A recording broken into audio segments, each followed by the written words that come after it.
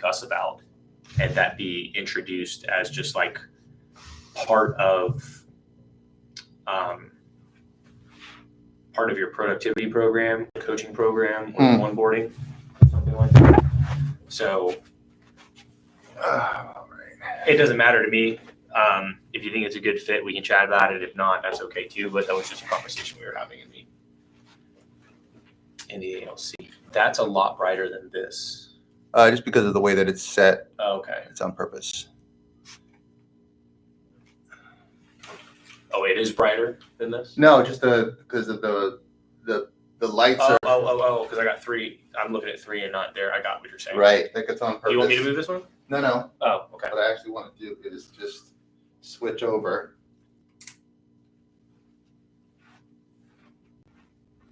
So these are lights are going up and lights are going down. So the shadows are not exactly the same on both sides. Mm-hmm.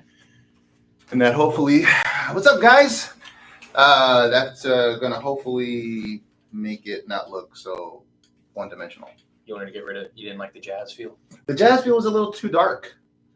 I tried doing it. I thought it was cool, but I think we still need like a backlight or something like that. Like it needs we don't have a true studio in here, so. Oh, maybe if you do one of those and put it low to the ground and then backlight. But then we have no side light. I might have to get another one of these, or maybe get an actual like studio setup. I've got I'll bring it because I'm not really using it in the house. Maybe I can bring it. I've got like the umbrella ones. Oh yeah. So the foil. I have the diffuser. foil one, and then I also have the diffuser. Yeah. One. So why don't you use it? I was using it for my podcast, and then I just resituated my my office this past week, and now I'm up against a wall, so I can't use them because they're not there. So now I just use a ring light in the backside of my monitor right now. Gotcha. And I don't know if it was doing like that great. I was still working because I don't know lighting and stuff like that. Right. But I was, like, it's a lot too because my wife won't let me just keep it up in the office because it's a shared office. So I have to put them up and I gotta fucking take it down. Put them up there. Gotcha. And it's a pain in my ass. Yeah, that's why I try to keep this as simple as possible because I got 1,000 things going on at the same time. Absolutely. I can appreciate that. I can appreciate that for sure. All right, hey guys, what's going on? We just chopping it up, talking smack. Oh, holy shit, we've been live. We've been live this whole time. I thought you were just doing a test when you were like, "Hey, what's up, guys?" Yeah. I was like, "What's up, guys?" It's already on. Why not? we're shooting the shit anyways. So, anyways, my name's Gus. I'm Chris, and we're just kind of a couple guys talking about what's going on in the world, and things are. I want to say things are crazy, but I will say the last couple weeks it's been less crazy, but still nutty. And by less crazy, if you mean like what's happening like globally all the way around. Yeah. Kind of like top big stories happening domestically. Yeah. Like the world is not as on fire as it was. There's still certainly there's burning happening, but it's not like a raging fire like it was. Like I feel like it was a raging fire a few weeks ago. It just might not be a raging fire from a media perspective right now. Oh, that's true. That's interesting. It's not like the war point. has just changed a little bit, or what's happening overseas has drastically changed. Yeah. In a span of 2 weeks. I mean, I'm sure that it has. Yeah. But to the effects, right? It's just all about focus. That's true. And what's going on, I think that is a valid point. I think where is the media at right now? And that's kind of, and they're interestingly enough, they're not very much on like what's going on with it's back and forth. I've been trying to pay attention to what's happening with Israel, our relationship with Israel, and with that. What's happening with them and Iran and so on and so forth. And did you see Congresswoman Marjorie Taylor Greene? And what point? So she had recently this week, maybe it was the end of last week, she went in front of Congress and she's putting forward a bill to stop some of the funding that's going over to Israel. Okay. That's specifically designed to help them militarily.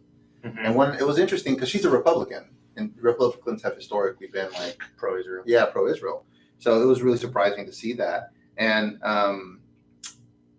one of the things that was really interesting was she was really emphasizing, and this is really the first time I hear this. Now, people talk about it, but usually you don't hear about it as heavily as what we're happening. What we typically see is she was really talking heavily about like the nuclear armed Israel, right? Mm-hmm. That they are a nuclear force, even though they technically should not be, due to the anti-proliferation agreement that was signed in the, I don't know if that was the 80s or 90s, whenever that was signed.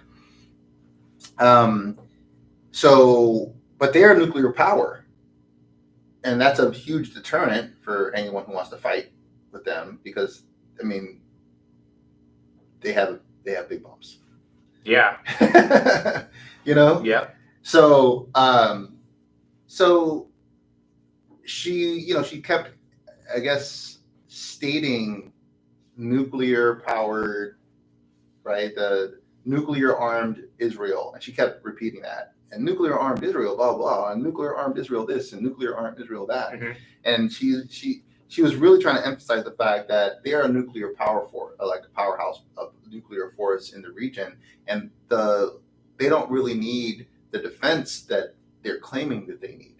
And here we are spending. I mean, I think we send I think it's $8 billion to them annually, like every year. We just send them $8 billion for all a number of reasons. I'm sure they use it for all kinds of stuff, but we send them a lot of money, and we're like $37 trillion in debt, and they have like, and she mentions this, they have like free healthcare for all of their citizens. They have like free schooling through university, like all of their universities are subsidized by the government. Like they got all these things that like are benefiting their citizens, and they're not in any debt. And I don't understand. That was confusing to me, that we would be sending $8 billion a year to them, and they don't really need it, but we send it to them every year. That's strange. I think it's also strange that she, and this is the first I heard. I don't usually like her, but that was a good one. I was like, oh, that's actually. Well, you can still not like her. Yeah. But that's a good thing she's doing. Agree with a particular point or I guess assessment. I think it's interesting that she's that, they got free healthcare and free schooling through universities, right? And Republicans are against that typically. They're against that. Yeah. They're providing all of this benefit to its citizens and then raking us for $8 billion. Yeah. Why are we paying? But then, like, if we stop that and then we started having that conversation about bringing that to the states. Yeah. Hold on. Whoa. So I think that's interesting. I think there's a little bit of a nuance to that, though, because I think one of the challenges that I would say some Republicans have, right, is, and I'm not a Republican, but I would probably fit into this category, is like, I like the idea, I like the concept of, everyone in the United States having free healthcare, and the concept of school being covered through, university level. And I would include trade schools should be included in that as well, right? I agree. Trade schools are going to produce, in my opinion, over the next 20, 30 years, people who go to trade schools are going to be the next wealthiest generation. Oh yeah. Because AI is not going to be disruptive for those. For those industries. It's going to enhance the tradesman's ability to do the work. Yeah, because you still need a person. You still need a person to do that. Like AI is not fixing plumbing. Exactly. So, like, I think that I would agree with that. I mean, back in the late 90s, right, early 2000s, is all about coding and everything like that. Getting into that stuff, and we pushed everybody there, and then the trade schools kind of got pushed off, which is why trade work is so expensive right now. Yeah, because you can't find anybody. And they know it too, right? And so now high demand for sure. Right now, the pendulum is about to swing back in the other direction, but it's going to swing back in that other direction. And I don't think that the consumer is going to see the benefit of better pricing. They're just going to see. I would agree with that. They're just pricing tends to stick. It's very sticky, which is, we spoke about this in an earlier episode when people talk about, deflation or inflation is coming down, and in people's mind, I feel like when they think about that, they think prices are coming down. Yeah. And that's not really what it is. It's not how it plays out. It's not how it plays out. Yeah. It's prices are coming down because it's not rising as fast. So we're just kind of like coming over that thing, but it's not like, if you wanted prices to deflate, then you would have to have some type of recession or deflationary measure within the economy. Right. It's problematic in and of itself. Yeah, which we all push that it's bad. I'd argue, I don't think that like a deflation. It has its own challenges. Exactly. Yeah. So, and I didn't mean to get off. No, it's a good point to make, though. I mean, I think it's a good point to make because, when we're looking at like how to view the pros and cons of anything that we're doing, like there are all kinds of variables that we have to take into consideration. I would like to. So back to what I was saying. I was going to say healthcare and one of the things that I like conceptually the idea of like subsidized healthcare and school. I don't know that I agree with the idea of like government run healthcare because the government's not great at doing much of anything. Right? They're really good at bureaucracy, which is, counterintuitive. Well, not really, but I would say, like, the mechanism of government, there are some good things about it working slowly, right? Like democracy as a government instrument. Like the good thing about it working slowly is that it takes time for both good and bad decisions to really take effect. And because it takes time, you can make adjustments before things get really bad. Yeah. You know what I'm saying? It's a slow turning ship. It's a slow turning ship. So if you see that you're starting to veer off, you can like change direction because things are not like swiftly moving. Like if things move. So let's say like in an authoritarian regime, the advantage that an authoritarian regime has is they can move swiftly. Yeah. Because one guy makes a decision or one gal makes a decision and that's it. It just goes that way. But if that decision is terrible, right? Well, it still goes that way. It still goes that way, yeah. They've already committed to going that way, right? They've done it. They've made the decision to go that way. And in a democracy where there's a lot of bureaucracy and there's time for things to happen, you gotta, hey, I want to go this way. Hey, I want to get the people to agree with me to go this way. I need to get this Congress and Senate to agree to go this way. And in all that time, like there are people who are like, well, I don't know if we should go that way. And I want to fight you on going that way. And maybe we should bring some legal action as to whether or not that's going to fit the blah, blah, blah. Like all that, we're kind of fighting as to whether or not that's the right way to go. Right, yeah. But that's a good process for governance. Yeah. Yeah, for governance, that's good. But for other things, that's not good. Like, for running like things like that are require a little bit more agility, like hospitals or education, where you may need to kind of pivot quickly. Like you need more of like a business model setup. So I would be okay to do like a subsidized system where there's money set aside to pay for these things, right?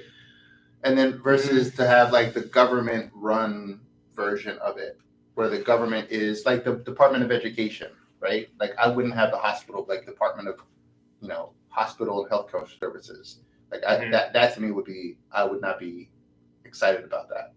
Well, I think that we need to look at other first world countries that are doing this and learn from how they're operating it. Because I can agree with you, right? Like government ran stuff, typically one is not efficient and two does not produce the best results. Right. I think everybody, for the most part, everybody can agree. There's like movement in a direction or putting something in place can be done with goodwill, right, and good intentions. But the government, the execution has never been really like a strong suit for the government when it comes to efficiency and implementation. Yeah. The problem that I have with it's not that the problem that I have. But I don't think that you can introduce subsidies from the government without simultaneously putting in place regulations over profit control or things with businesses. Because if the government subsidizes costs to make things more affordable to the consumer to take advantage of these services that they're still paying for to private institutions, you've now just increased the supply of individuals who can and are willing to go there, which puts pressure on prices to rise, which just gives us higher costs, not just individually, but on the taxpayer. And it's just like a snowball effect. Yeah, I mean, you can't introduce cash into the system. There's problem on either side, right? So, but the benefit of a subsidy is that you can regulate, right? I wouldn't have a problem with that. If you're going to subsidize, you regulate how that's reasonable. Okay, if I'm going to give you money, it's under conditions. Well, I mean, we regulate the power companies, like the electrical companies. Yes. Like they have a certain profit margin that they're permitted to have. Yeah. And I would argue that, I think one of the challenges is that you've got like research is all tied up into a lot of these institutions. That's a whole other thing, though. But that's the concern on limiting profit to these institutions. The argument is that it's going to limit the amount of research. Well, most of the research is already subsidized by the government through schools. But it's still the argument, is what I'm saying. That's fair, but I mean, it's not. It's the reality is that the vast majority of research that's done is already subsidized through the school systems. So, I mean, there's a big web that we have to navigate through. But for me, I think that if you just identify conditions for accepting the subsidized money, which you don't have to, like Germany has a system where there is both like publicly funded hospitals and privately funded hospitals, and sometimes even a mix. So like the privately funded hospitals are probably going to be like your cosmetic surgery, or maybe it's like a specialty doctor that is like world renowned, and someone is willing to pay a premium for that particular heart surgeon or brain surgeon or whatever because they're really good at the thing that they do. So there's still a market for like people that are the elite of the elite, so they can get paid more. Because that's the problem with like, I don't want to get into like a communist kind of setup where everyone gets paid the same, because that's how like a lot of like that's the kind of regulation I don't think would be advantageous, right? Like I think that there needs to still be incentive for people that are outstanding in the work they do get paid more because they're really good. They're better than other people in the thing that they do, which is completely reasonable. It's a reasonable position to have. If you're like a superior brain surgeon compared to me, you should get paid more than I do. I think that's reasonable. Yeah. Right? So like if we get into only publicly funded with really strict stipulations, so we have to be careful with that, right? And then there's no private option, then that means that all of the people that are in the system are effectively going to probably have to get paid similarly in order for when that. We're saying publicly funded too, I think, but I just want to make sure that I'm understanding. Like when you're talking about subsidizing, are you talking about subsidizing costs directly to the consumer, or are you talking about subsidizing costs of the corporation of the corporate entity or service provider to provide those services for a particular person? Who's receiving those dollars? Because I think that's an important nuance to distinguish, because that has different ramifications. Well, I guess it depends on how you structure it. Because if, like, let's say the corporation receives it, then the how you would regulate that would matter heavily, because, like, okay, you're a corporation, you get $10,000 per person per year for services. That means that person is entitled to certain services within the framework of the money that's being given to you as a corporation. Versus I get $10,000 of let's say hospital credit that I can use as I need it, right? But then I still have to go to you, who is the operator of the thing, right? So what if $10,000 doesn't pay for the things that I need? You see what I'm saying? See, but from my understanding, an HMO operates in a similar way, right? Where HMO, so you got an HMO and you got a PPO, and HMOs, to my understanding, are set up with some nuances. Could be a little off here, but the general premise is that there's an allotment of dollars per person. Okay. That a doctor can spend, that they get, that they make money off of. Okay. Right. It's like they have a budget. They have like a budget, but they also have incentive for doing things that may not necessarily be needed, but could be justified. I see. And then there's a benefit for them doing that because they get paid. Gotcha. They get paid on that. Like when I think about healthcare for all, right? That's such a broad. That's one of those. It's also, yeah. It's like a word track, right? I get what people are saying, but it's just like one of those. It means so many different things. It really is meaningless, and other than it is it's a concept. Yes, right. How do we provide adequate health care for everyone? And I mean, look, I'm a huge believer, and I think that, and I'm not trying to derail the conversation. I think that we've been doing this trickle down economics model for some time now, and I don't think that that's the right way to go. I don't think that it's benefited the average American consumer or household in general since that trickle down economics became a thing. So when I think about how do we do healthcare for all, I don't think that it's about giving the money or doing it from the corporate or the entity standpoint, because the entity is always going to have the entity's best interest in mind, right? Because that's how our society is built out. It's all about profit, right? Sure. So, it's not about stakeholders anymore. It's about shareholders, right? Yeah. That got, they got switched back. What was it? I don't think it was Reagan. I think it was a different presidency. Yeah. But like that whole area switched. So like when I think about how do we do that? Well, I personally think that healthcare is one of those industries where it should not be all about profit, right? I think that there should be a healthy margin of profit that will not disincentivize innovations, right? Or things going in. But then I also say it's like, well, the service providers and the hospitals and stuff like that, like, should they really be, like, should the research facilities really be entangled with the service providers who are providing these services, who require the profits coming in from these healthcare services in order to, quote, fund the research to bring stuff back down, right? Then it becomes this kind of cycle where it's like, well, we need to have the profit to fund the research, to fund the solution so that we can bring it back to the consumers. And that creates an issue in and of itself on how to provide affordable healthcare for everybody. I feel it's like there should be, the government should be, I don't want to say the government, again, this is very high level.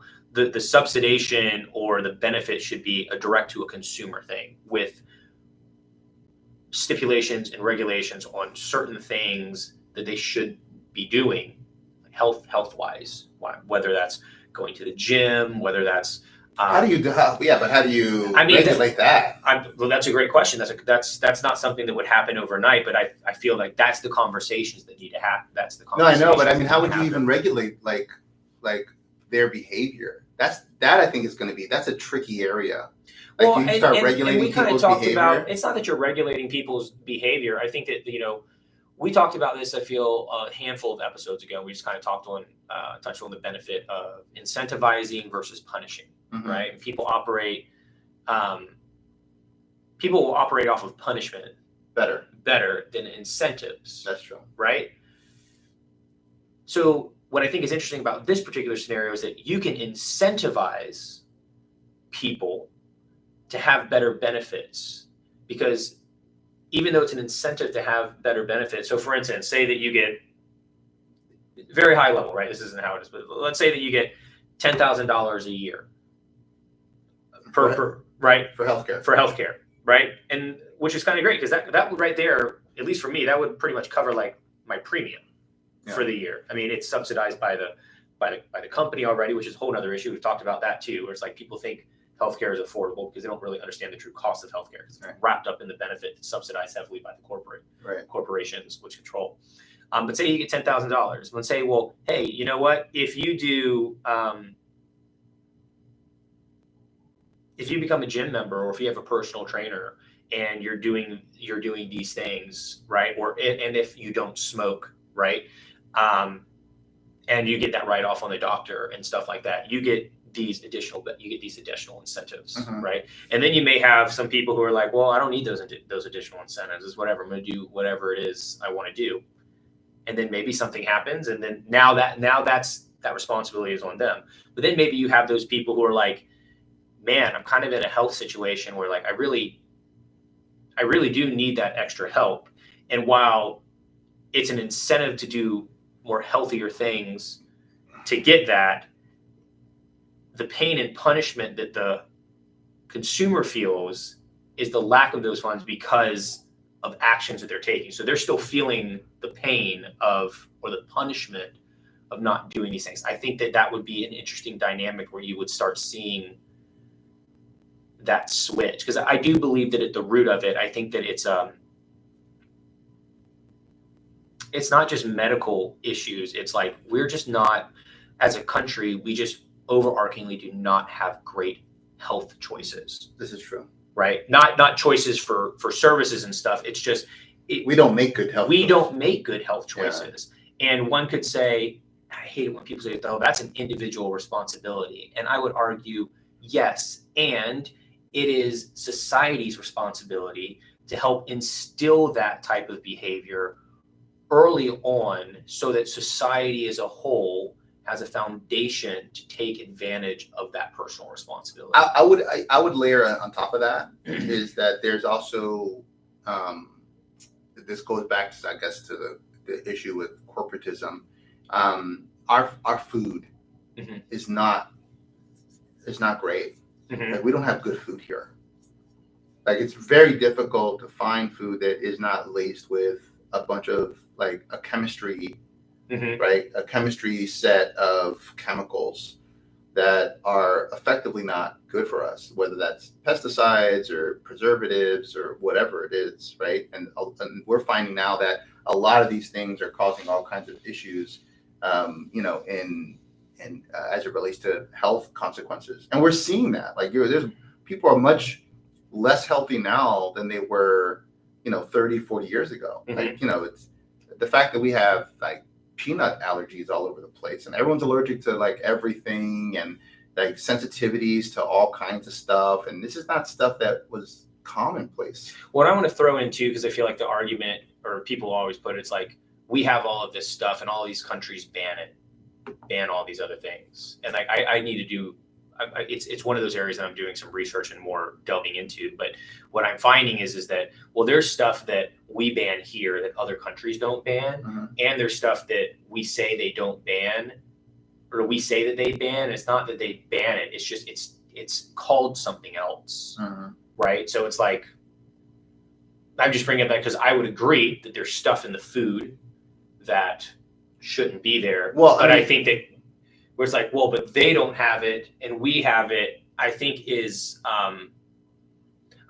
more of a smokescreen of the issue than. When you say smokescreen of the issue, just like it just derails. It's like, oh, so now the argument is we have this and they don't have it, and like, why should we have it and they don't, as opposed to this stuff is here and they have it over there too. Some of them, not all of it. They have it over here. It's just called something else. Like one of the dyes were a big one, like that red dye, blue dye, and can't remember what it's called, but they just don't call it the red number, but they 5. Still have it. Yeah. It's just called something else. But the narrative is that they're banning it, so why we should ban it too?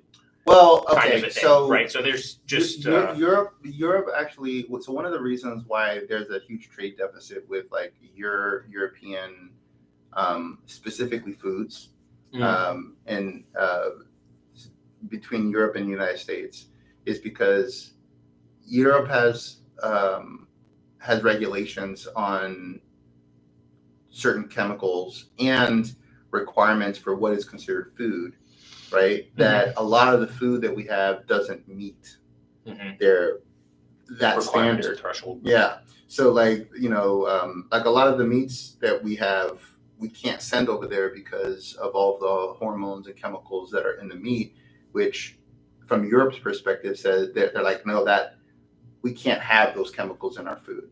So we know that stuff like that is very rare. Yeah, absolutely. Right? Yeah. We use pesticides that are no longer permitted to be used in other countries, right?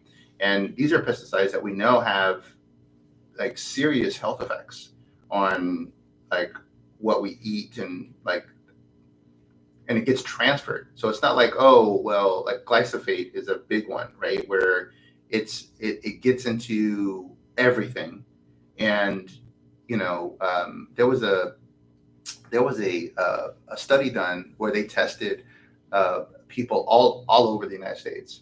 And they found that everyone has like some sequence of chemistry in their body that is not natural. It's all man-made, either primarily pesticides, but it's embedded in everything. Like we can't get away from it now. Yeah. Right. It's like everyone. It's likely in the soil and stuff. So, yes. You can't. It's not like you can just stop doing it now and then we're going to see like it's going to take. It'll take time. Seasons. Yeah, it'll take seasons, exactly.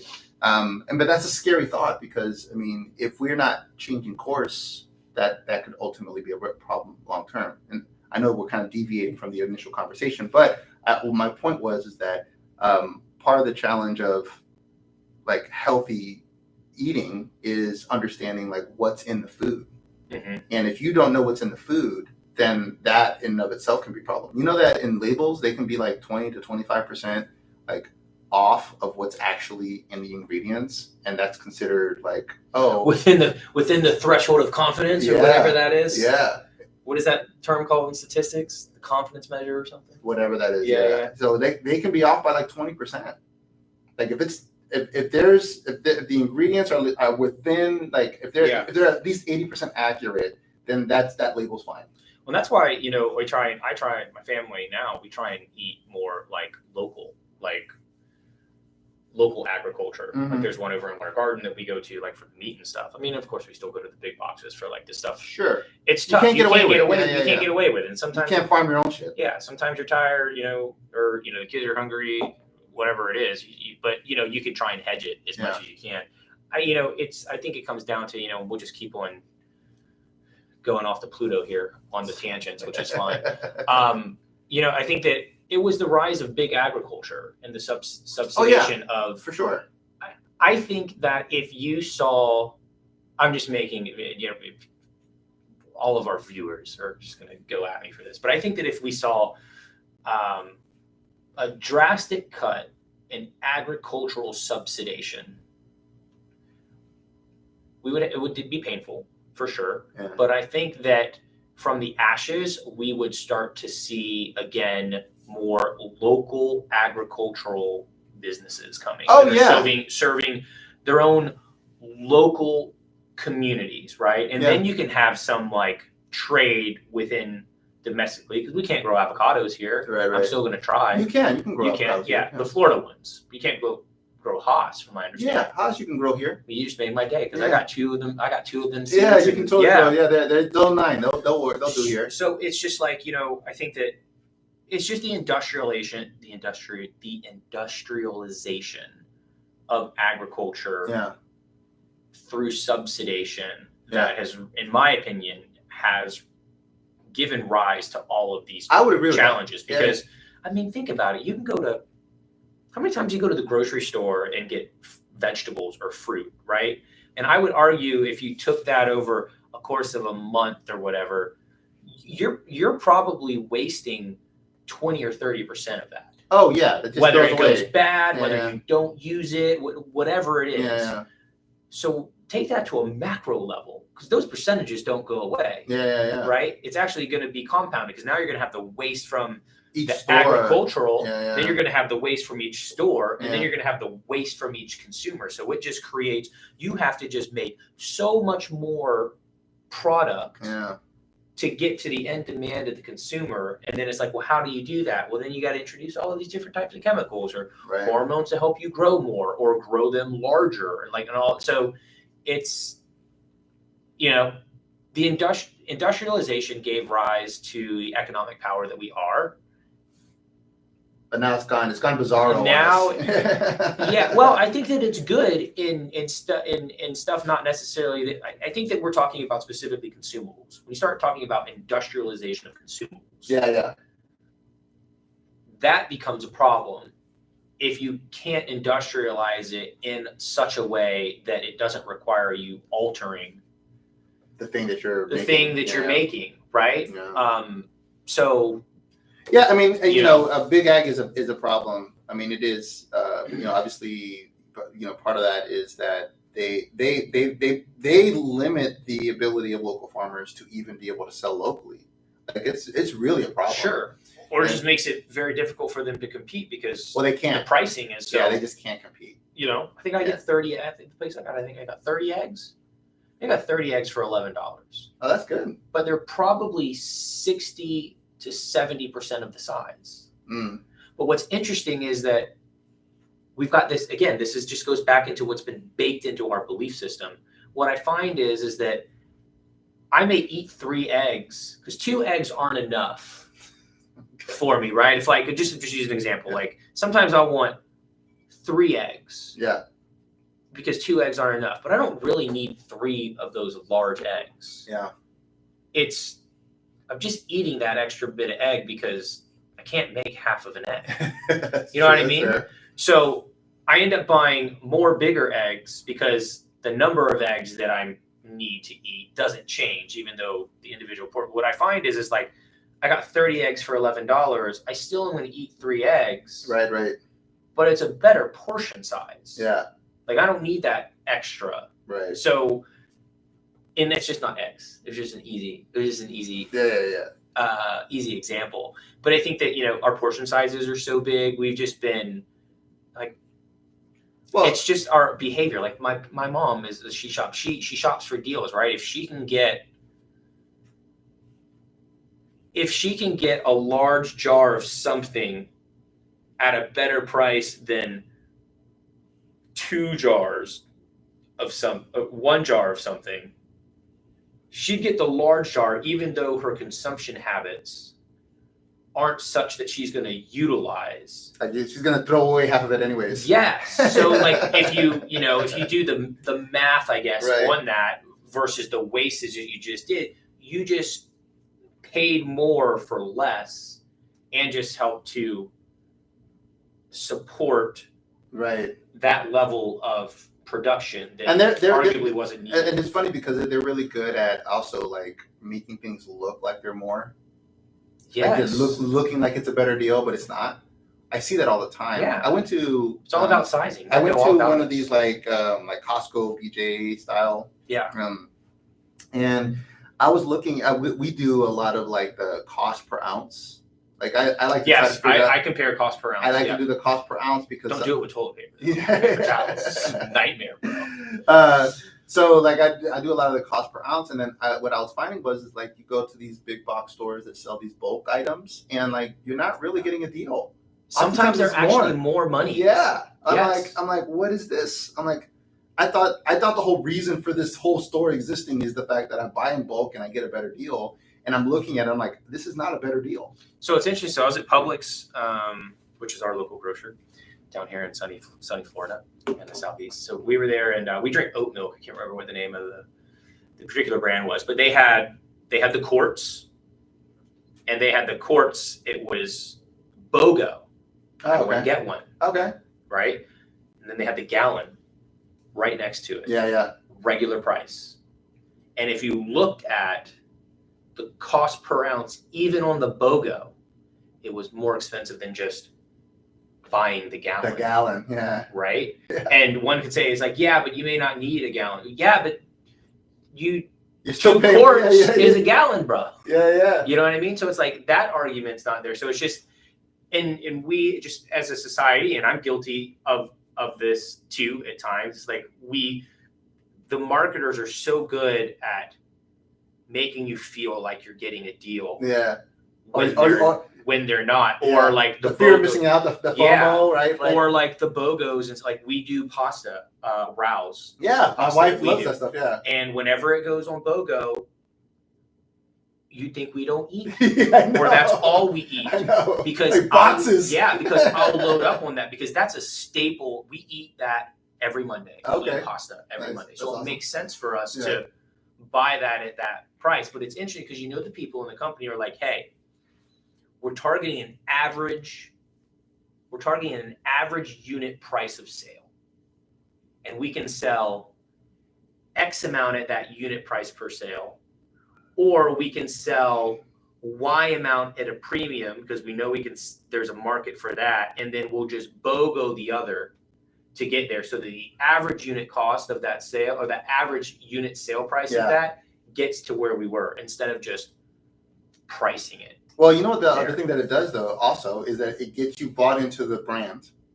So then if you need it when it's not on sale, you're still going to buy it. Absolutely. That's what it's a big reason why they do the BOGOs. Right? That's why our cards look stupid. I know. And our budget for a month on pasta is ridiculous sometimes. Your pasta budget. Yeah. You got a line item for pasta. Exactly. So it's crazy how you got to shop, because that, we've kind of built some of those as habits where we just know. Yeah. It takes a lot of mental energy. It does. To first of all get there and then still just do that, because there's times. But the average person doesn't do that though.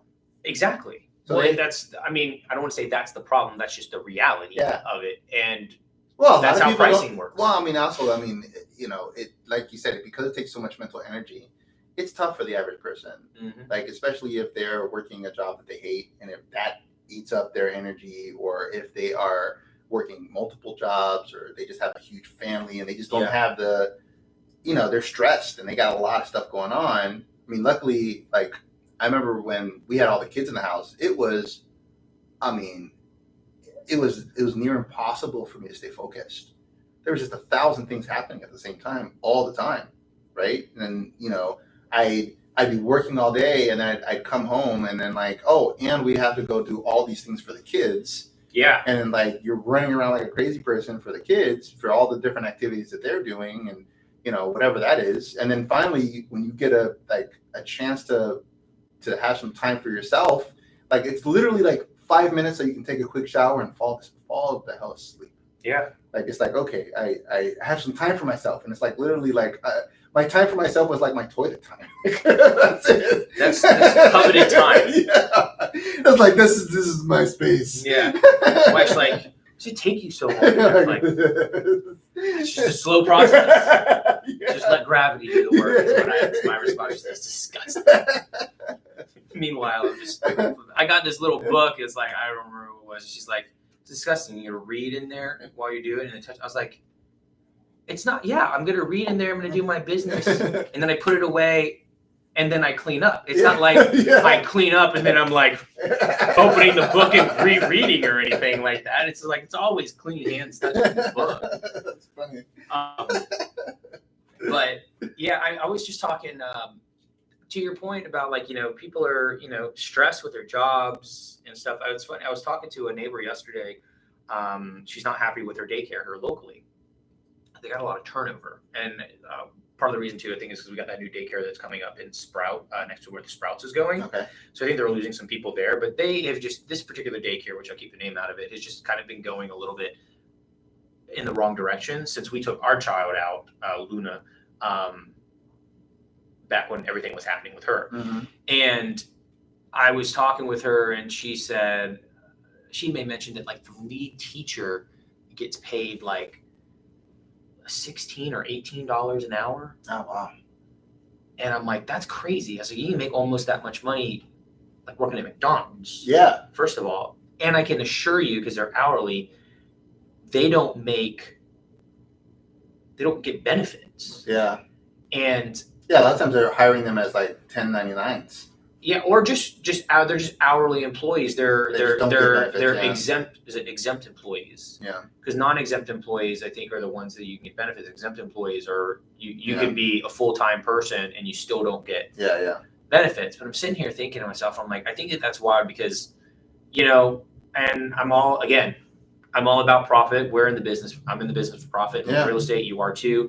I think that there's healthy profit too. It's like, I'm sitting here thinking, I'm like, man, I was kind of just doing some general math in my head. I mean, it's more expensive for the infants, and then it gets a little bit less expensive as they get a little bit older, right? Because you need more teachers per child the younger they are, and then that number gets bigger. But it's more like care. but like the average classroom is like, it might be like 16 people. Let's just call the average classroom 20 people, right? And I spend $1,500 a month on my childcare for my youngest daughter. And if there's 20 people, that's $30,000 for one classroom. Yeah. In 1 month. Yeah. And they could have like 8 classrooms. So that's what, $240,000 a month, which is $2.4 million over 10 months. Yeah. Right, which is just under $3 million for the year. When I think about that, and I'm not an expert, you might know because you know more on the commercial real estate side, like what that cost is. But when I see that number, and then I say, okay, call it an average, just say there's 4 teachers per classroom. Yeah, there's some margins there. There's a pretty substantial margin, right? And I think it's something that's not talked about, but it's like one of the biggest challenges with families and households right now is the cost of childcare. Yeah. Right. And I would like not to be spending $30,000 a year on childcare. Yeah. And I would feel a lot better about spending that if I knew that our teachers who were watching them were making a substantially better life for themselves. Yeah. You can't live off of $18 an hour, and you're doing one of the most important jobs that there is in a functioning society, not including the economic benefit that it provides to me because of the freedom you give me in my time. Right, to be able to make money. Yeah. To afford the thing in the first place. Exactly. Yeah. So, that was as when you mentioned, Americans struggling, that was something that just recently I was having a conversation about, and I just got a big, like, I don't know, childcare and education and teachers, like, we always talk about how underappreciated they are. And like, we're expected as, to do like Teacher Appreciation Week and stuff like that, which is fine. I'm not saying this because I don't appreciate the teachers and I don't want to do it, but it's the manner in which I feel like it is expected, because we need to give back to the teachers because we appreciate them and they're not really being taken care of the way that they should. Yeah. And it's almost kind of like we're doing this because of that reason, where it should be that we're just showing appreciation for the teachers simply because they should be appreciated. Right. Not because we need to kind of help subsidize.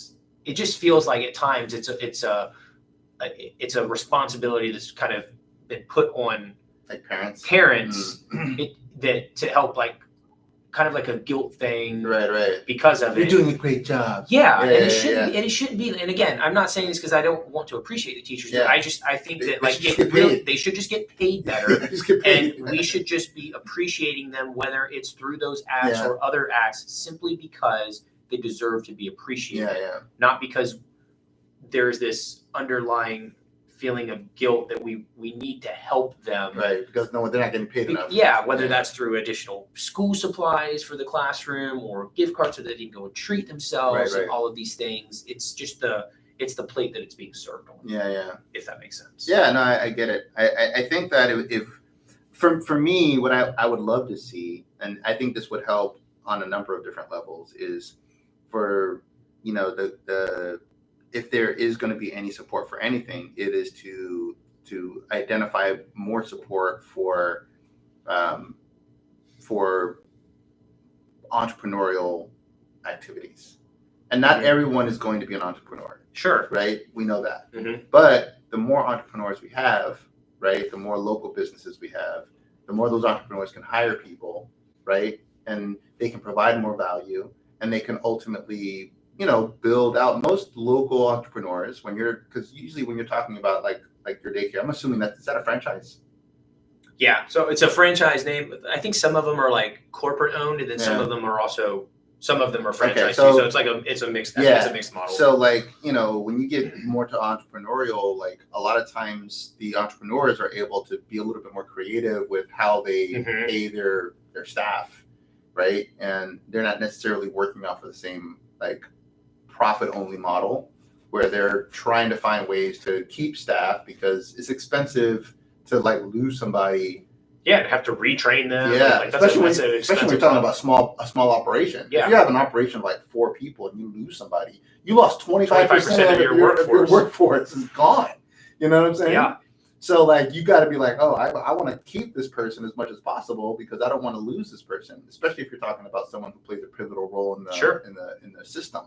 So I feel like, there needs to be more sort of entrepreneurial, because right now, the corporate system is really kind of making it very difficult for the average American to just live. I mean, you got people who work at Walmart who've been working there for 20 years and they don't make but $18 an hour. You know what I mean? I think it's interesting. I remember, so when I was coming up in school and college, entrepreneurship was like taking off as like this thing, right? It was like the cool thing to do. And I always thought it was interesting that there was a college track to become an entrepreneur, which seemingly is kind of like counterintuitive. It seems weird, yeah. I mean, I can see how it is because there was fundamental lessons to learn. Like maybe you don't know that you want to be an entrepreneur. Yeah. Maybe you've got aspirations to do these things. You don't really know what to do or how that might look like. And there's some business elements you're going to want to know about and stuff like that. Yeah. But even in my undergrad and graduate studies, like talking about business and everything like that, there was never I think what would be a very good class topic would be something around healthy profit and giving back. You know what I mean? Because that's not ever really talked about from like a fundamental business principle, right? Where it's like everybody's always chasing profit. And it's just profit, bottom line, above all else. But it's kind of like when I think of it, and this is like an individual person, one person may not have the same perspective as I do. But I think if you have that kind of foundational learning or approach, that you would fall somewhere on that spectrum. But I think about it, it's like, okay, well, how much, what do I want to make? And what do I want to do for my employees? How much do I want them to make?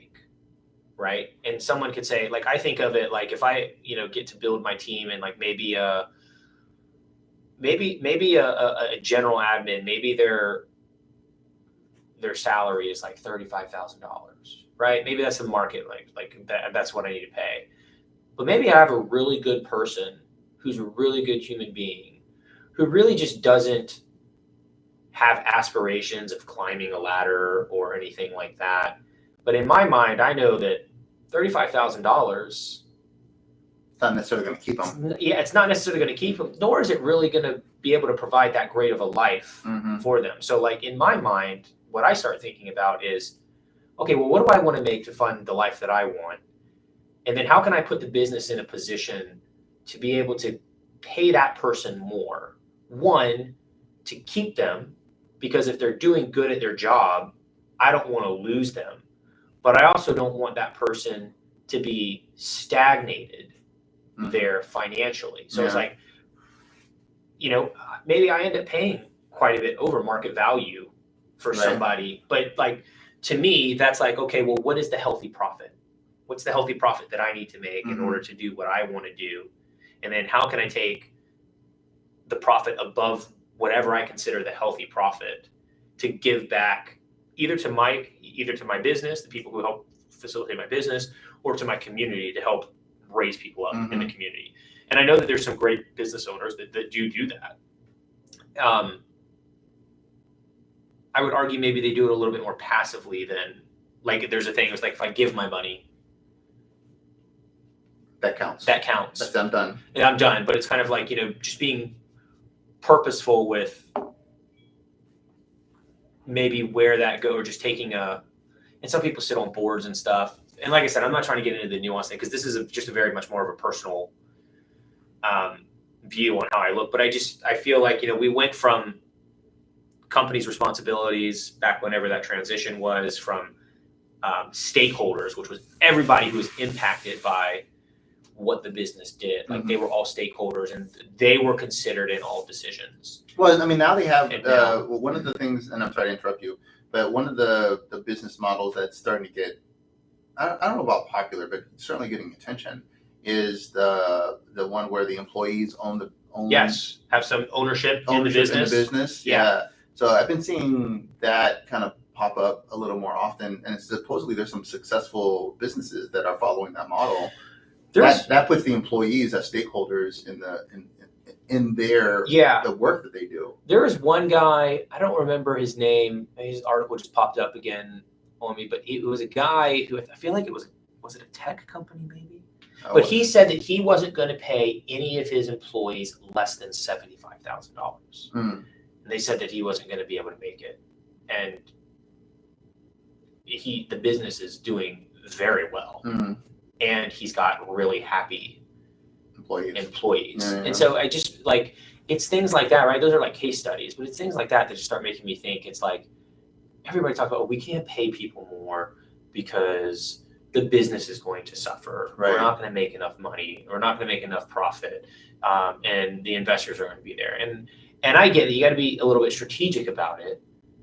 And I would argue that's only because you're not willing to weather maybe a potential short pain. Because if just today, if the majority of companies took a position and said, we're going to take care of our employees, right? We're going to pay them great wages so that they can have a great life and be a stronger consumer in the economy, not just for our products, but for the products as a whole that help propel our country up. And then the argument's going to be like, well, then the investors are going to go and seek profit somewhere else. It's like, well, if the market moves in that direction, those are just going to be the new profits of the economics, right? And they will adjust. And I believe that it's going to be fine. It's going to be okay. I think there's just this. Well, we're very profit driven right now. And I think that there's also a thought process that we don't really see very much anymore right now. I mean, some people do, but the more I would say, the more invested the employee is in the company, the more output you'll be able to get from that employee. So in theory, if you have employees that are highly invested in the company, they will do all they can to make the company better, because they're invested. I like the ownership, the stakeholder model. That was interesting. I'd want to know a little more about that, because I'm not terribly familiar with it. But they have some kind of stakehold in the ownership of the company, which I thought was interesting. But I mean, even if you have just a traditional corporation that just pays their employees well, and it'd be interested to see, like, and I'm sure there's data on this, like what employers that pay like above average wages, like how do they perform in terms of the quality of their corporation, the quality of life for the people who work there, and their ability to be profitable? How do they perform compared to corporations that notoriously pay as low as possible in order to optimize profits?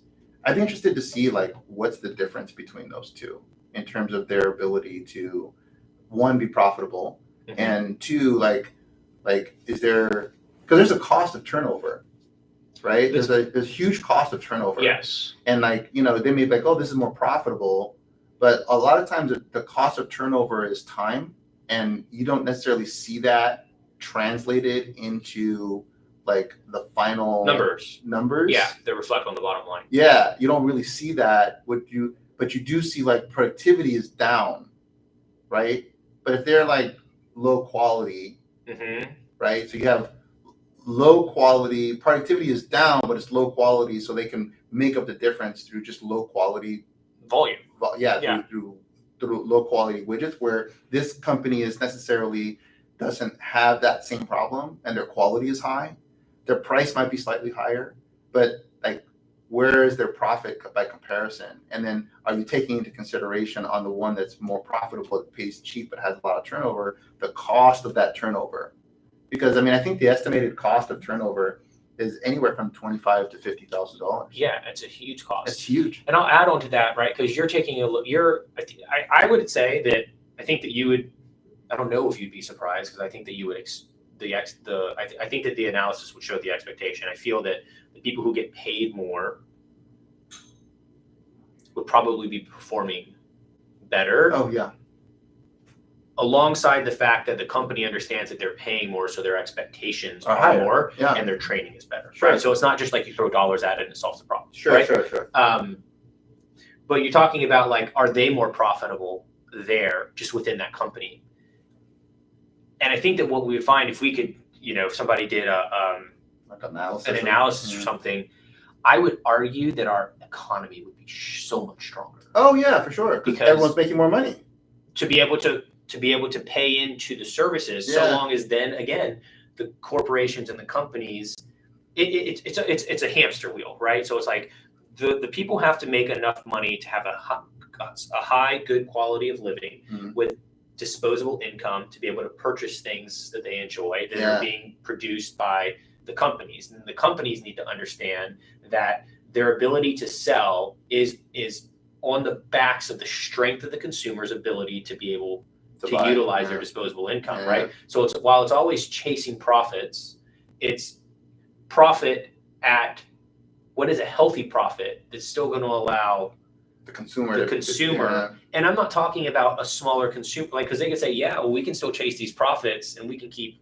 raising the prices because there's a smaller consumer pool, but they're still willing to pay more for it. Like, the number still makes sense. But then that goes back to my theory on what is considered a healthy profit and how does that not just impact the shareholders, so that's great for the shareholders, but how does that impact the stakeholders? And the stakeholders not just being people who work for the company, but society as a whole, because this is your market. Right.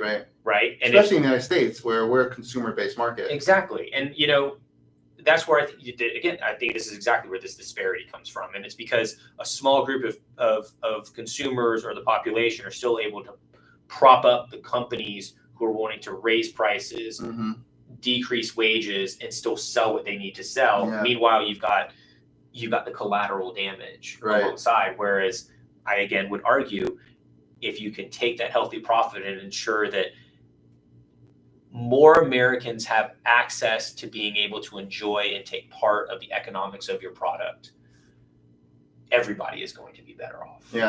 100%. I'm interested to see, like, with, there's so many things that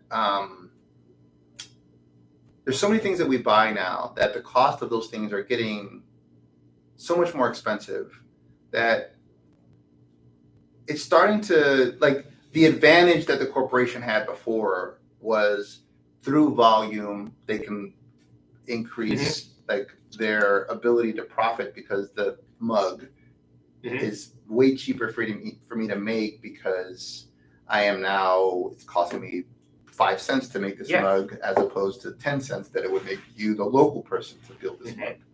But now I'm selling this mug for $15, right? And you're like, well, I could probably sell that mug for $15 and I make slightly less, but I can make a living on that. And I might not sell as many mugs, but I don't need to sell as many mugs as the corporation, because it's just me and my family. Right. You know what I'm saying? The economics of my business is completely different. Yeah. The fixed costs are completely different. So like, I feel like the cost of things is getting to a point now where it may start making some sense from an entrepreneurial perspective for entrepreneurs to actually start getting back in the game. Like the economic dynamics is, I think, starting to get to a point where I'd have to see the numbers on it. I haven't done a true analysis, but I feel like the cost of me doing stuff and the cost that I can sell things at, if we're just talking about widgets, is a big enough gap that I could probably make this thing, and it's more expensive for me to do it, but I could probably still undercut the corporation and still make enough money that I can make take a smaller profit margin. Yeah. I can take still make the living that I and especially when you have like all the online access and stuff like that. Like if I wanted to make these mugs, and now I don't have to just sell these mugs to my local market, I can sell them to anywhere. Yeah. Right? And then now I have these mugs that you're charging $15, I charge $13.50. And I don't make as much money, but I also don't need to make as much money because I don't have the same overhead that the corporation has. It's just me and my family. So I feel like we're getting to a point where it's becoming a really good opportunity for people to become entrepreneurs, for smaller businesses to start coming back in the game, because small business can now be nimble, especially with there's all these conditions for tariffs and all this other stuff that can happen. But I feel like small business has an opportunity here that I don't think they've had in the past, because where the pricing is, where the cost of things is, where access is. Yeah. Right now, I have a global access right now, which I have the ability, if I need to hire someone from, let's say, the Philippines, and while a normal, like, people are like, oh, but hire someone local. Well, I may need someone not local in the short term to get me to a place where I can hire someone local in the long term. Yeah. Right? Because there's only so much that I have the ability to do. And if I have someone that can help me in the interim, that's great. But then there's a point where that VA, that virtual assistant, is not going to be enough. And I need to hire someone more local. But then I'll be able to hire a higher quality person that does higher quality things. I'm not hiring an assistant for anything. Now I'm hiring a marketing director. Yeah. You know what I mean? Because my VA is helping with some admin stuff, I can now hire a marketing director that I can pay a decent wage to do stuff for my mugs that I'm trying to sell. You know what I mean? Maybe I should get into mugs. Maybe. Well, I think it's interesting, right? Because we've got to focus on growth, right? Like, and I wonder, it's like, oh, I sold this much this year. Yeah. And so my goal is I want to grow sales by 30% next year. Yeah. And it's like, okay, well, what? And I don't know, because I'm not in the minds of every single business owner. But then my question is like, okay, well, why do I want to grow sales by 30% next year?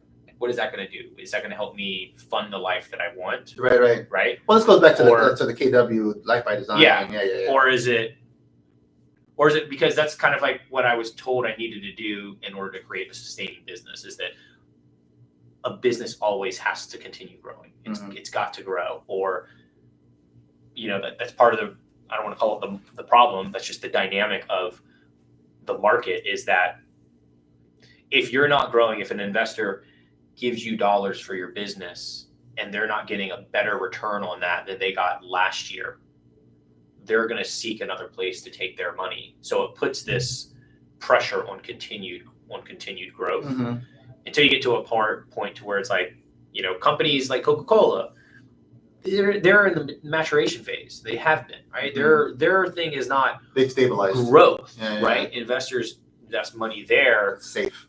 Because it's safe and because they get dividends back for that, right? So it's like, if smaller businesses could take that model to where it's like, hey, I don't need to chase profit just to chase profit. I want to chase profit so that I can pay back dividends to the people who help make that profit possible, while also facilitating my ability to create my life by design. Well, okay, so I would make an argument against that, because one of the reasons I think the case for growth is happening is because, there are two different types of entrepreneurs. There's the entrepreneur that builds a business that they want to operate for their life. Yeah. Right? And then there's the entrepreneur who wants to operate a business to improve the way that they live. And that will include, that's not limited to them working it. That's also including the potential sale of that business. Right. So if you're on a trajectory of growth, right, and you're selling your business on a trajectory of growth, then the likelihood is that you're going to be able to sell your business for the most amount of money at that time that you actually have a functioning business where you could literally replace yourself, right, and sell it for the highest margin possible.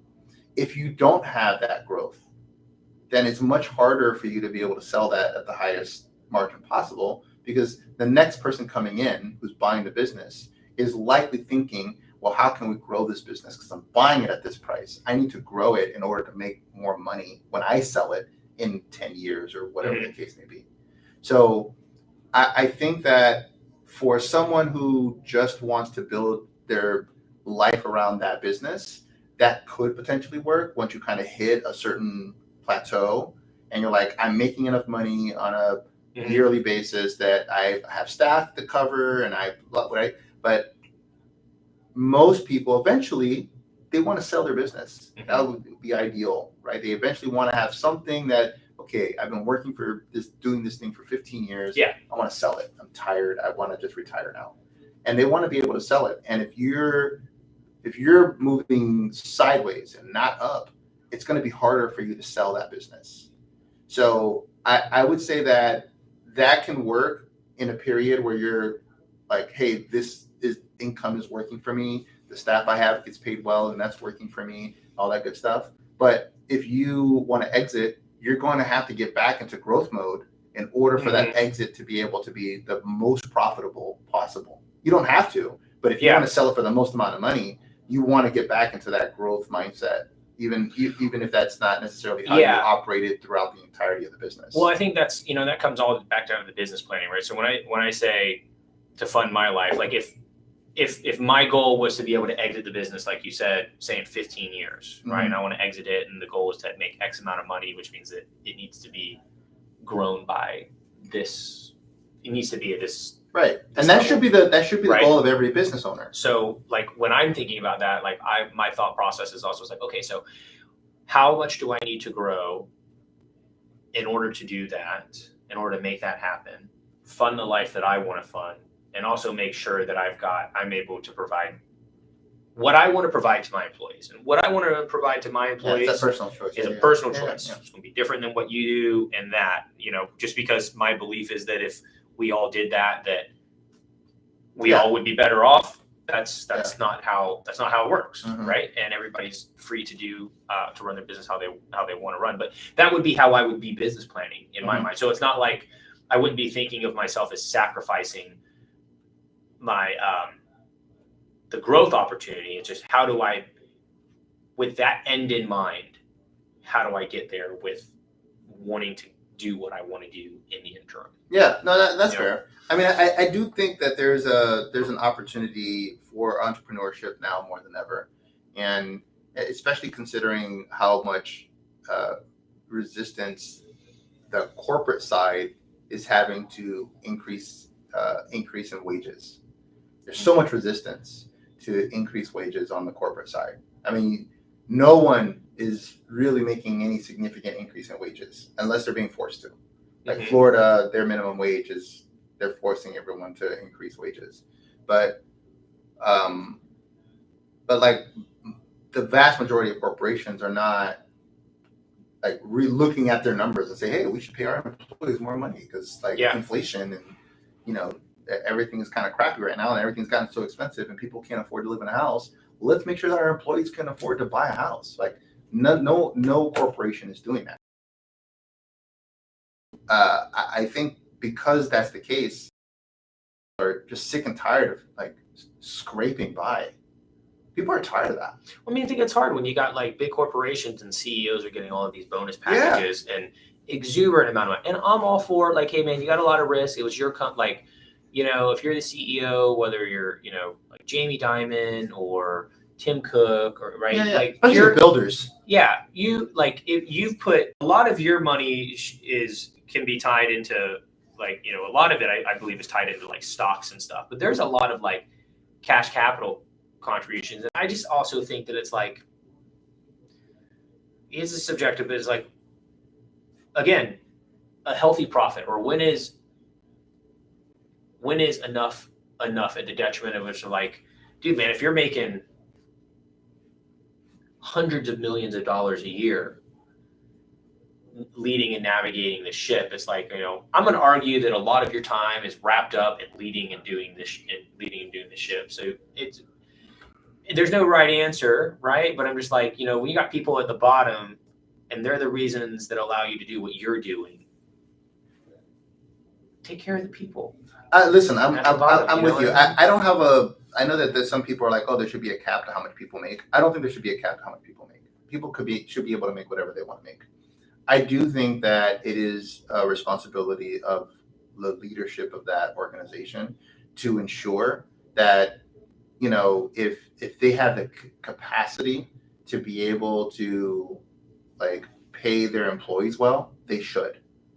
And that means that if that means that they may have to sacrifice a little bit of what they make to be able to do that, but they still are making an exorbitant amount of money, then I think it's their responsibility to do that. Now, but you can't really control. Like, how can you control? So that's the downfall to a free market, is that a free market is reliant. Yeah, a free market. A rule of the free market is not that it serves everybody. Yeah. Right. The free market is just the market. So it's like, unless you need a benevolent leader. Yes. Uh-huh. Or like, for instance, like what I was just describing, how I would do mine, somebody else may not do it. So it's like, you either have to find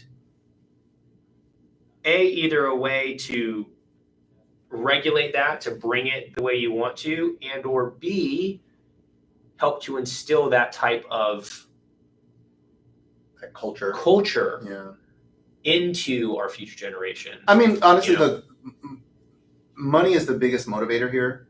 And if you can find a way to make it the most profitable option is to instill this type of culture into the business, right? Mm-hmm. If you can make that the most profitable option, then that will naturally happen. You don't have to force anything, right? So the question then becomes, in my view, because whenever you put all these kind of like, you keep putting rules in place and stuff like that, and I understand that there needs to be rules to some degree, but if there's not like a real incentive to do a thing a certain way, like if there's not like a benefit to just doing a thing a certain way, people are just going to go with what's going to be most beneficial. That's what they're going to want. Mm-hmm. They're going to want the most beneficial thing, which is the problem is then you're going to have, if it's not the most beneficial thing, you're going to have lobbies against it. And in a democracy, the lobbies are going to help whatever is going to be most beneficial, which is why we have a ton of rules that are not beneficial to the average person, but super beneficial to corporations and the ultra rich, right?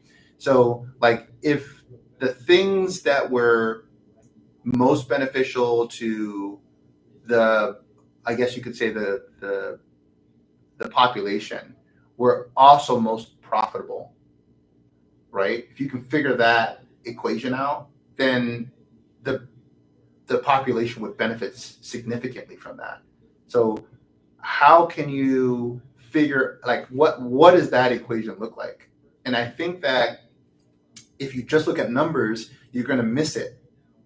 Because people are not just numbers. Well, and that's what I was saying, that we used to be there. I know, but that was a cultural thing. Exactly. Back then, that was we had a massive cultural shift. Yes. At that time, and so now the question is how can we? And I think this really needs to go back to like, we need to showcase that the culture that we had before, or at least a variant of that, where it shows that making the benefit, having a system that really benefits the population, like wages or whatever the case may be, and building a culture of like giving back and all that good stuff, that everything should be as fair as possible, fair as is reasonable, right? That is a more profitable model over the long term. If you can figure out a way, if there's a algorithm or an equation that kind of showcases that, it'll make it much easier for everyone to be on board with it.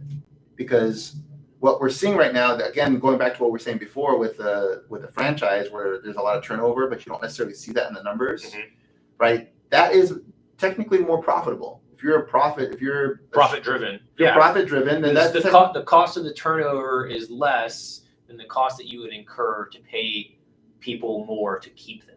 Right, and you don't necessarily see all that cost of turnover. Yeah, it doesn't flow through on the because you're not taking into consideration that now you as the manager has to take time that you would otherwise be managing to train this new person, right? And now you're not managing anymore; you're now training somebody. Yeah. So what is that opportunity cost? Yes. To the rest of the team. Correct. And that production. But you don't see that in numbers. See that in the numbers. Yeah. You see what I'm saying? So then, like, figuring that's the equation I'm talking about. Is the people part of the equation is missing. I mean, I think it's very high level, right? But it's like everybody agrees. I mean, does the utility of a dollar increase or decrease the more dollars you get? The utility of a dollar increase or decrease the more dollars you get. Of the individual dollar? Yeah, yes. The utility of the individual dollar. It would remain the same.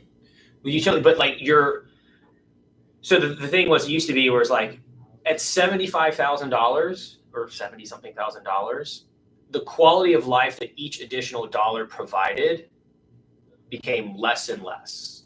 Oh, I see what you're saying. Yeah. Okay. Right. Yeah. That's just not for quality. Once you hit a certain threshold. Yeah.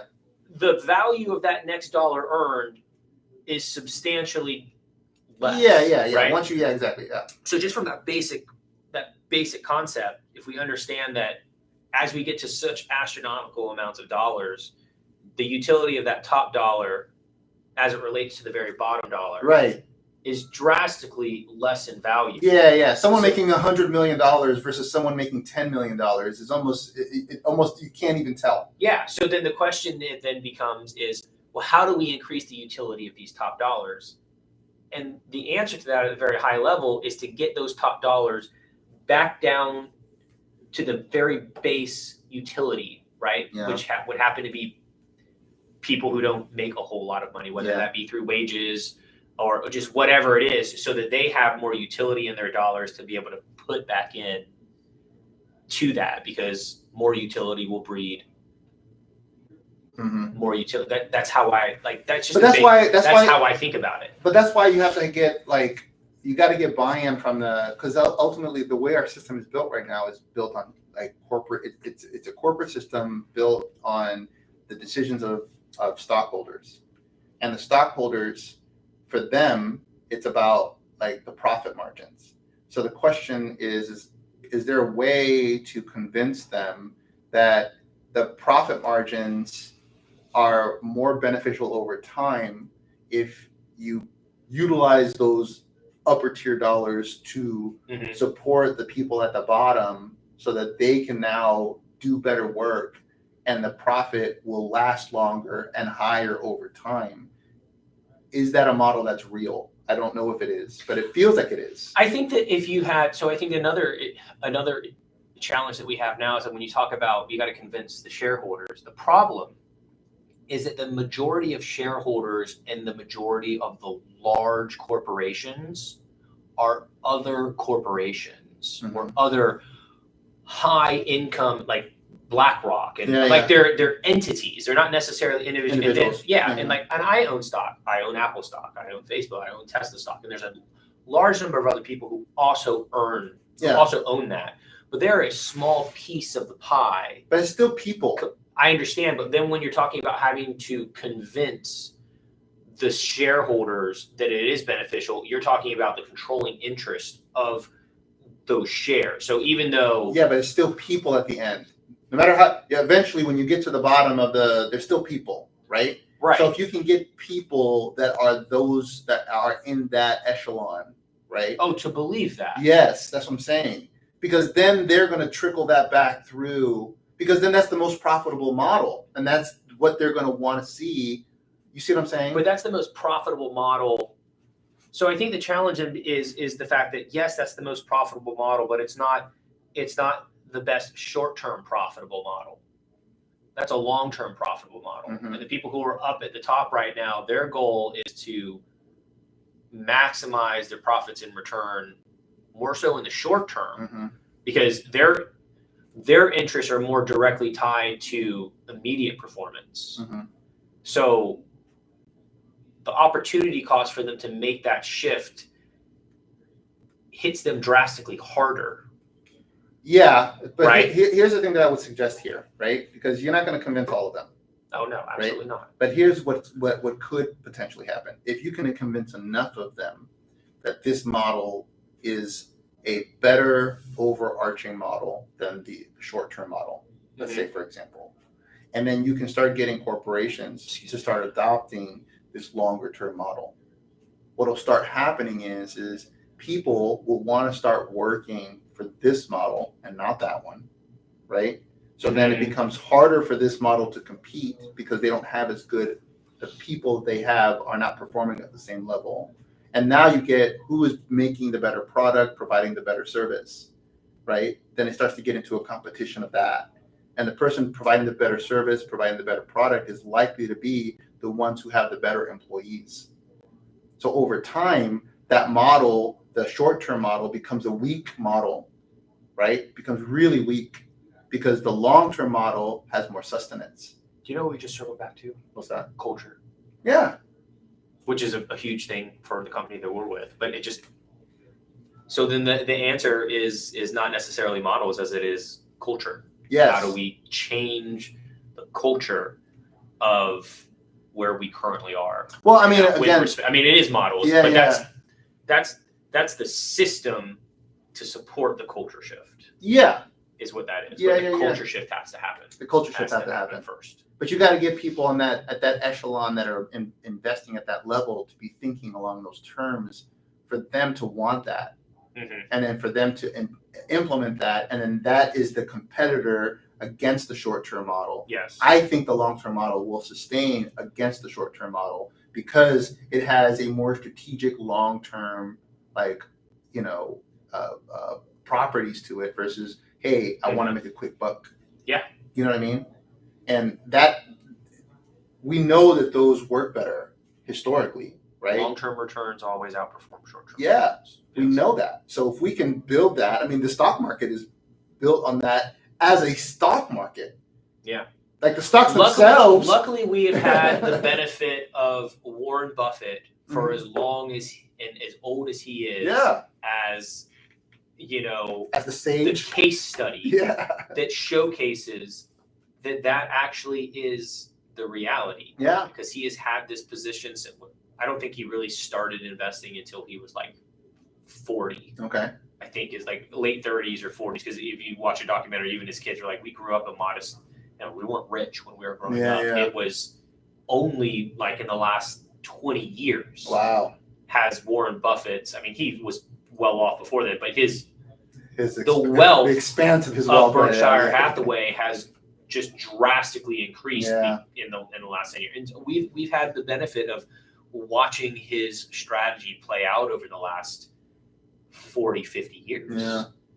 And so if you just look at it from that, like it's not a microcosm of just that. It's a long-term viewpoint is always going to outperform a short-term view. I think so. And I think that's the culture that I think we need to get to. Like we got to get it, if we can, and that also changes the view of everything.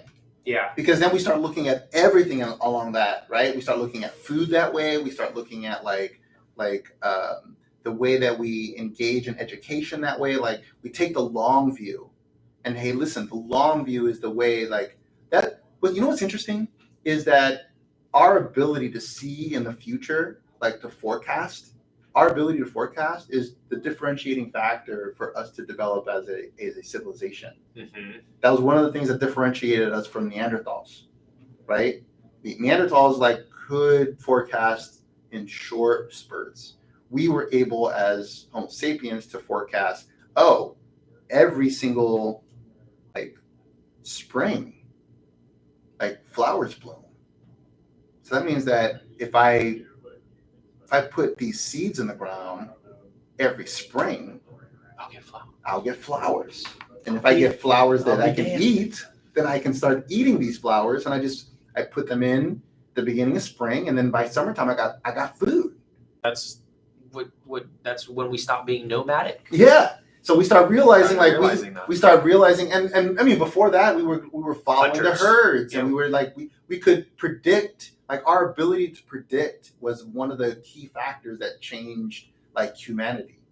So that foresight was what made us who we are as a people, and here we are like only looking at the short view, not paying attention to the like what's going like the long view of things, which is crazy. It's completely insane. We're completely like backwards. Then we argue about like, we're not going to get into climate change or anything like that, but like it's not it is a certain thing that just it's getting warmer.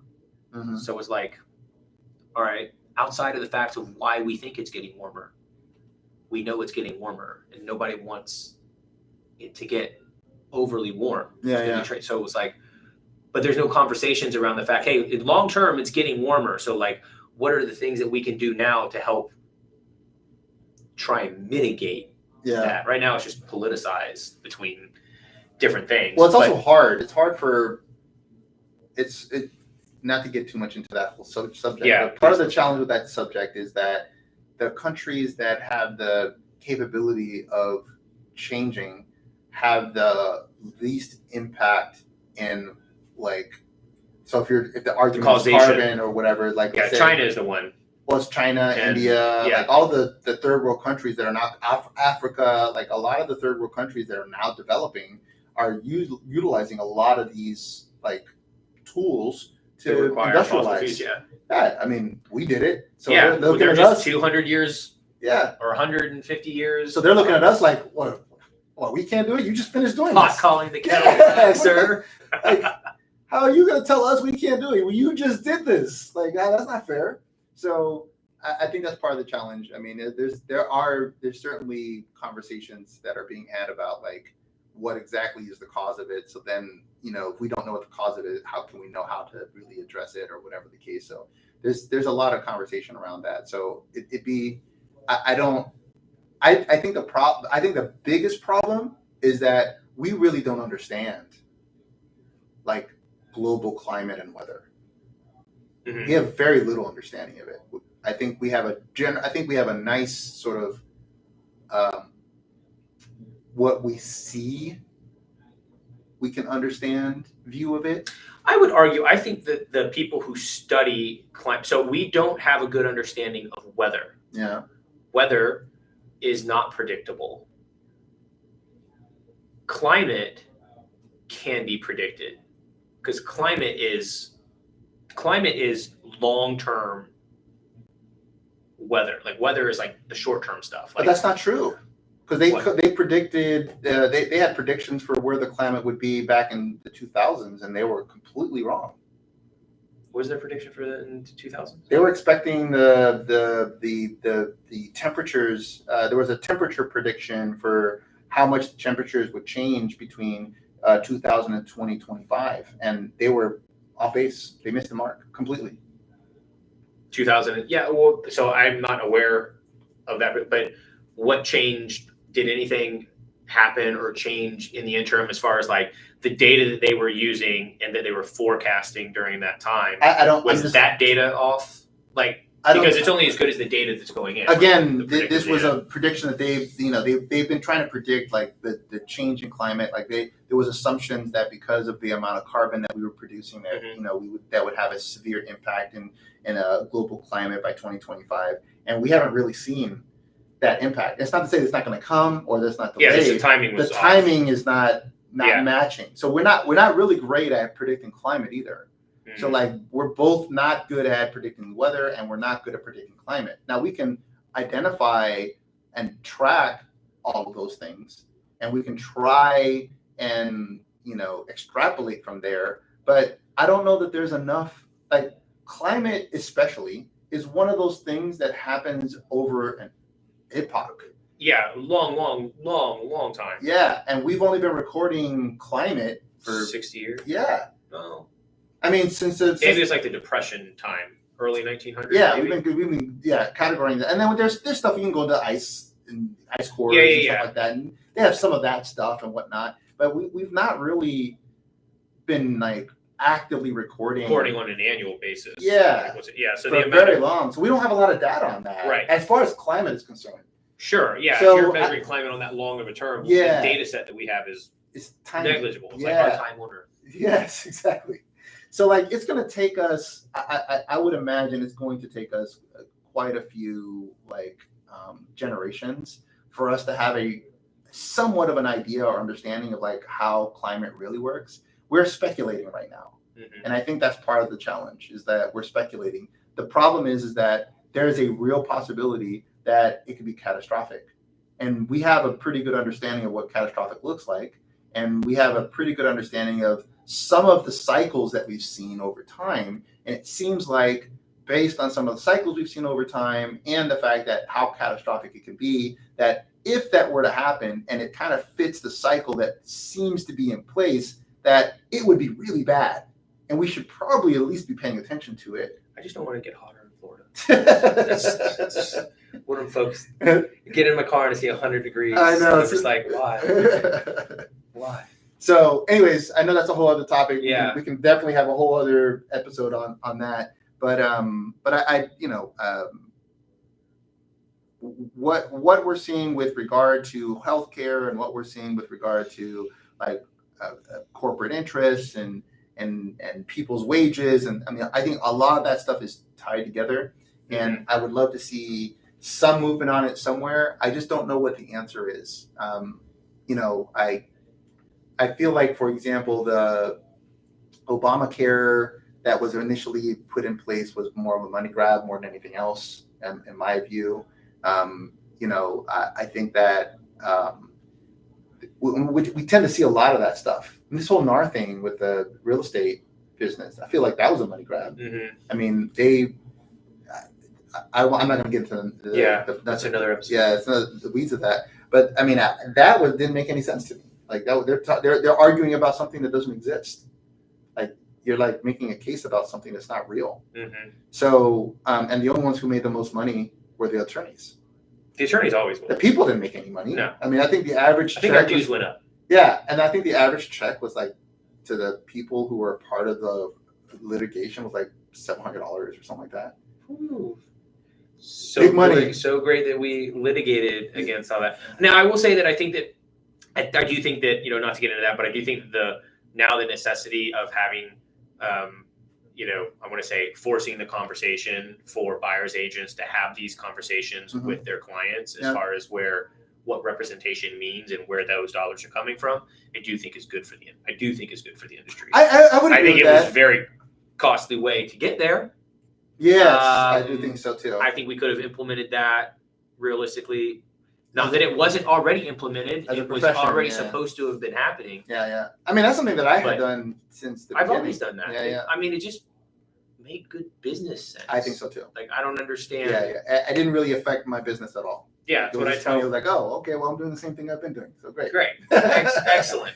So I was right. I'm going to take this back to my clients and future customers. So, all right. Well, we're going to go ahead and wrap it up. I appreciate you guys watching. If there's some comment that you have about anything we're talking about today, please make sure you comment below. If there's something you guys want us to talk about, feel free to let us know. We're always open to have conversations about stuff that's going on in the community and just like what it means to have a conversation. Yeah. And there's not really anything off.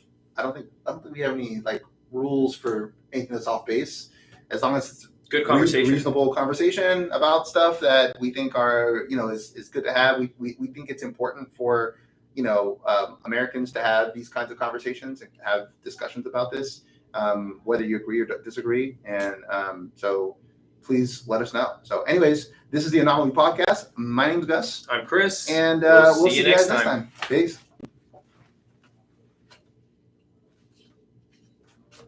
Entry.